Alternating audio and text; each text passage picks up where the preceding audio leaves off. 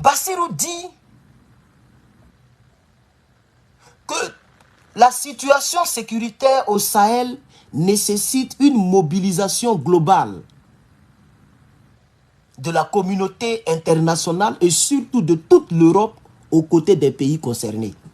Ça veut dire en français facile que les Occidentaux qui ont été chassés par les pays du Sahel là, les bases militaires que vous avez chassées, les voleurs d'or et d'uranium que vous avez chassés, dans les pays, dans vos différents pays là, il faut les faire revenir. Sinon, vous allez toujours pleurer comme ça. C'est ce qu'il a dit en bon français. C'est ça, on appelle l'intention, l'enjeu de cette déclaration. C'est ce qu'il a dit. Hein. Vous voyez, mobilisation globale, communauté internationale, aux pays concernés. C'est ce qu'il a dit clairement. C'est ce qu'il vient de dire terre à terre. Ou si vous voulez, vous n'avez pas dit que vous êtes fort. Vous les avez chassés. Vous les avez traités de tous les noms. Maintenant, on vous bamougou. Vous n'avez pas dit que vous êtes fort. Ça, c'est une autre manière d'interpréter. C'est ça. On élimine plus de 150 Burkinabés. Enfants, femmes, vieux, vieillards. Une attaque lâche barbare contre un peuple civil, innocent.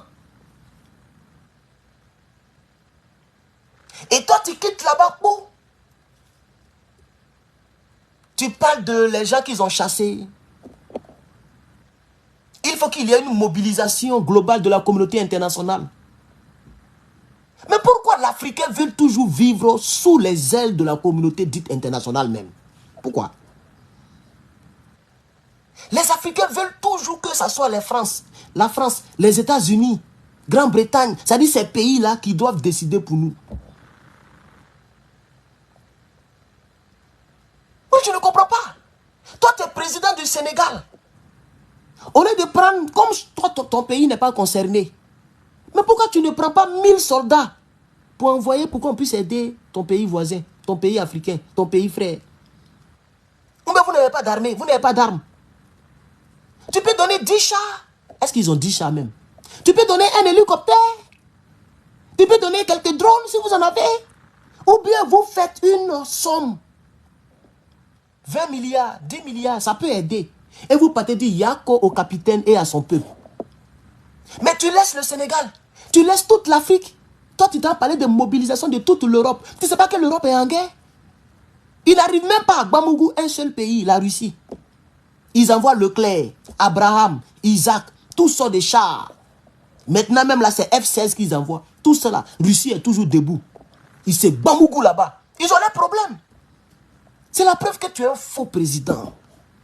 Tu es un faux président. Tu n'es même pas digne d'être président africain. Parce que tu ne comptes même pas sur l'Afrique pour libérer l'Afrique. Donc on avait raison de catégoriser ce gars-là, de critiquer ce gars-là, d'accuser ce gars-là. On avait raison trop tôt. On avait raison. Parce qu'il ne compte même pas sur l'Afrique pour libérer l'Afrique. Mais si tu enlèves communauté internationale et puis Europe, et puis tu remplaces par l'Afrique là, c'est une bonne déclaration. Regardez, je vais enlever l'esprit de nègre des maisons dans sa phrase. Voilà la phrase initiale. La situation sécuritaire au Sahel nécessite une mobilisation globale de toute la communauté internationale et surtout de toute l'Europe aux côtés des pays concernés. Moi, en tant que panafricain, regardez mon mur, regardez mon t-shirt, en tant que panafricain, fier d'être africain, voilà ce que j'aurais dit. La situation sécuritaire au Sahel nécessite une mobilisation globale de toute l'Afrique et surtout de toute l'Afrique de l'Ouest aux côtés des pays concernés. C'est pas chic. Vous voyez que c'est un nègre de maison. Ça dit tous ces plans, c'est sur la France, sur les États-Unis, sur la Grande-Bretagne, sur la communauté internationale, en un mot. C'est des gens qui chient. Avant de chier, il appelle Macron. Avant de pisser, il appelle Macron. Avant de mougou, ces deux femmes-là, il appelle Macron. Toute sa vie, c'est Macron. Voilà un président. C'est à cause de lui, là, les Sénégalais sont décédés là. C'est pourquoi j'ai fait ma sortie qui a fait des milliers de vues sur TikTok. Et j'ai dit aux Sénégalais de TikTok et aux Africains de TikTok que vous êtes morts cadeau. Les Sénégalais se sont fait tirer là-dessus cadeau. Il était mieux de laisser Macky Sall. Même Macky Sall ne fait pas de déclaration comme ça, là. Je ne pense pas. Macky Sall, même là, je ne suis pas sûr qu'il peut faire de déclaration comme ça. Soit il va se taire, soit il va apporter son soutien au Sénégal. J'ai même envie de dire que Macky Sall est mieux que Bassirou. Je suis désolé hein, pour ceux qui seront choqués. Mais il était mieux de laisser Macky Sall. C'est pourquoi j'ai dit, au lieu de mettre les Sorogum au pouvoir en Côte d'Ivoire, je préfère qu'on laisse Dramane Ouattara. Parce qu'on est déjà habitué à la souffrance de sa part. La manière dont il fait souffrir les Ivoiriens, on est déjà habitué. On n'a pas besoin d'une autre souffrance actualisée. De quelqu'un qui va nous traumatiser en plus. On est déjà habitué à Dramane. Vous allez mettre un homme comme Tidiane Thiam, on ne sait pas ce qu'il va nous faire subir. Dramane casse maison des zones à risque. Peut-être Tidiane Thiam va casser maison même de tout Cocody là. On ne sait pas. Tu vas lui faire quoi? Tu vas parler, il va dire Dramane vous a fait ça, vous n'avez rien dit. Tu parles, il te met en prison. Il est président. Il n'est pas bien. Donc, moi je repère très rapidement et facilement les ennemis de l'Afrique. Pour l'instant, beaucoup de personnes ne sont pas convaincues concernant Guillaume. Mais un jour, vous allez me donner raison. L'avenir nous le dira. Ça, c'est vraiment le patriote. Il ne s'est pas pressé. Il ne s'est pas pressé. Le temps est un deuxième nom de Dieu. Ça, c'est Babo Laurent. N'oubliez jamais ces phrases-là. Il ne faut pas prendre position trop tôt pour quelque chose que tu ne connais pas, que tu n'as pas encore maîtrisé. Non, non, non, non, ne prends pas position trop tôt. Il est mieux de prendre position pour ce que tu crois être vrai que de prendre position pour ce que tu ne connais pas. C'est différent. Hein? Je croyais que Bassirou était un faux. Et aujourd'hui, ma croyance est tombée pile poil. Chers camarades, donc, vous avez vu que j'ai changé la déclaration de Bassirou. Il dit, la situation sécuritaire du Sahel nécessite une mobilisation globale de toute la communauté internationale et surtout de toute l'Europe aux côtés des pays concernés. Alors moi, Herman, le patriote, je dis non. On ne doit pas compter toujours sur la communauté internationale. C'est même cette même communauté qui nous donne des aides humanitaires. C'est cette même communauté qui nous donne des crédits, de l'argent et on nous empêche d'acheter ce que nous voulons. On nous empêche d'aller dans les pays comme l'Iran, comme la Russie, comme la Corée du Nord pour acheter des armes. Ce n'est pas une bonne aide. C'est comme quelqu'un te donne la nourriture et puis il ne faut pas t'en manger. Est-ce que c'est une aide ça, de vous à moi? Quelqu'un te donne la nourriture et puis cette dernière te dit il ne faut pas te manger. C'est mieux de ne pas me donner, non? C'est pourquoi le capitaine a refusé l'aide de FMI tout récemment. Parce que quand eux, ils te donnent les aides là, ils te dictent comment tu dois utiliser. Ils te donnent des directives. C'est comme des... Est-ce que vous savez que les élections présidentielles là sont financées par les lobbies? Même ça existe ici aux États-Unis. Parce qu'une élection, ça coûte cher, surtout les pays développés comme les États-Unis et autres. Donc il y a des gens qui sont tapis dans l'ombre. Si vous voyez que les armes là, les gens n'arrivent pas à stopper là, c'est parce qu'ils ne peuvent pas. Il n'y a pas un président. Même Donald Trump a essayé, il ne peut pas. Barack Obama a essayé, il ne peut pas. Joe Biden, il a essayé un peu, il ne peut pas. Personne ne peut éteindre ceux-là. On ne les connaît pas, hein. Mais c'est eux qui ont tout l'argent du pays. Ils sont riches que tout ce que vous connaissez là. Il y a des gens même qui sont riches que Bezos. Non, pas Bezos. Le plus riche du monde là. Est-ce que vous savez ça même, ici aux États-Unis? Hey, on les appelle les lobbies. Les lobbies, ils sont tapis dans l'ombre.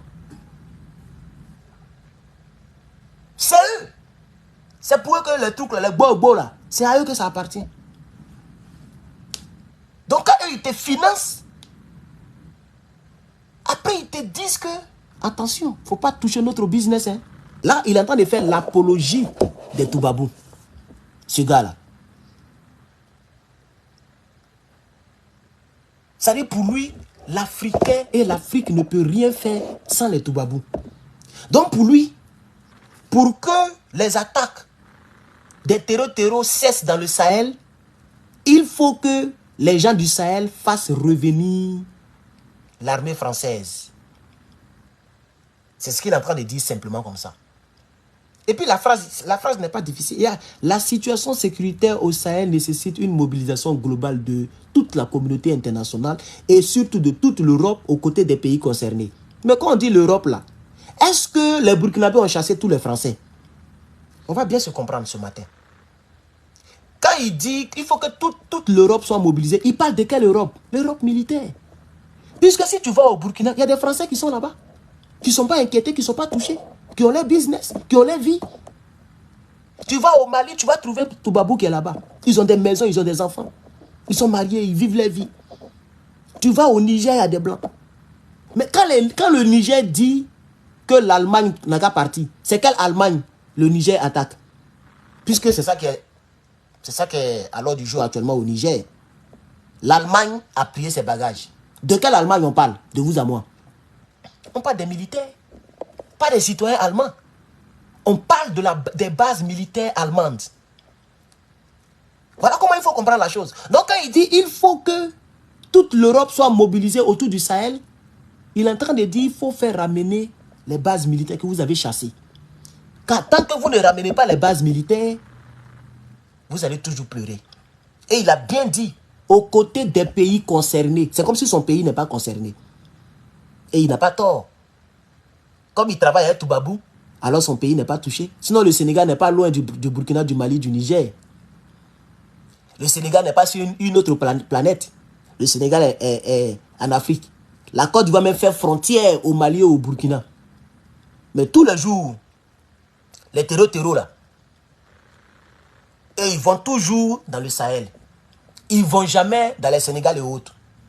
Mais le jour que la Côte d'Ivoire ou le Sénégal va vouloir chasser l'armée française, vous allez comprendre clairement que les terreaux vont commencer à découvrir la route d'Abidjan, la route de Dakar, la route des autres pays.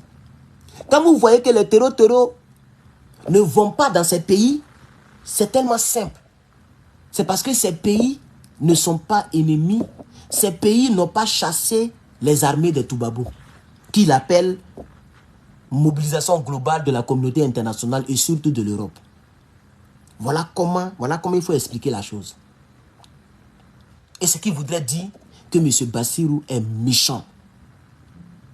Il est méchant parce qu'il attend d'accuser, sans le savoir, le capitaine Ibrahim Traoré. Il attend de dire au capitaine, tu as vu, tu as chassé les Toubabou, ton peuple est en train de tomber.